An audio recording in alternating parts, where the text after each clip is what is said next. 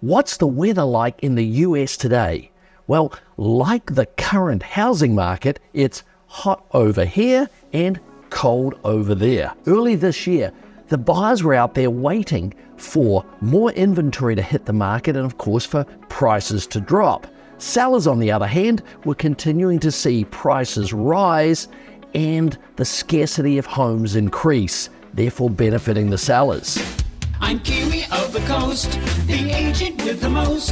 Helping you maximize and sell the value of your coastal home. Right, let's keep going on this. So a recent survey by Open Door found there were some huge gaps on how people perceive what is actually happening in the real estate market in their area or coast to coast. For example, 60% of the respondents felt that the real estate market was still rising.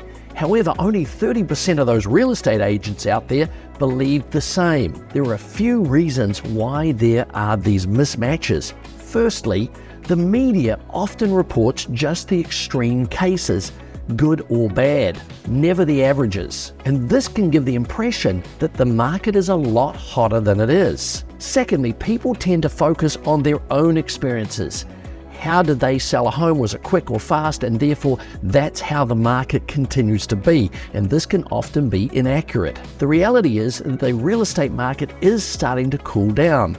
We're starting to see a slowdown in price increases and finally starting to see a little bit more inventory in the marketplace now. That's good news for buyers because they'll have a few more options and perhaps a little less competition for the home that they really want to purchase. So what are the tips for the buyers? Well, you've always got to be nimble and prepared to act quickly. Make sure that your financing and your funding is in place. And when you see a home that you like, you've got to jump in there, boots and all. Look, be flexible with your budget. You may have to pay a little more. Utilize those 2-1 buy downs and those variable rates to be able to afford a little more.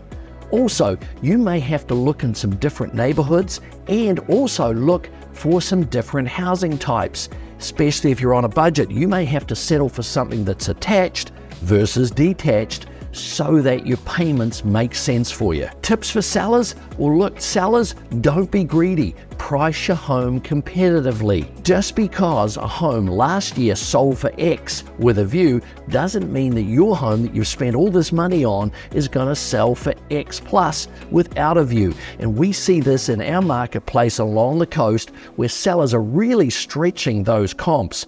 Last year, we would say ignore the comps, but this year, you really got to look and see what were the highs and be at or close to those to be able to sell your house. You can't be 30% higher. Make sure your home is ready. We see a lot of sellers out there trying to take shortcuts. It is so important now to paint your home, replace that carpet you've had the cats on, stage the home. You've got to have the home looking perfect. Why? Because buyers pay for perfect. Consider offering some seller concessions. Now, what do I mean by that? Well, offer to pay for the buyer's closing costs, or in some instances, offer to pay for the buyer's loan points so that they can buy the mortgage down and therefore qualify to purchase your home. The most important thing though, stay informed, work with a qualified agent that knows the ins and outs of that micro market so that you can take advantage on this changing market today. Make sure you click on the video that's on your screen right now so you can watch the next video in our market update series. Click now and we'll see you there.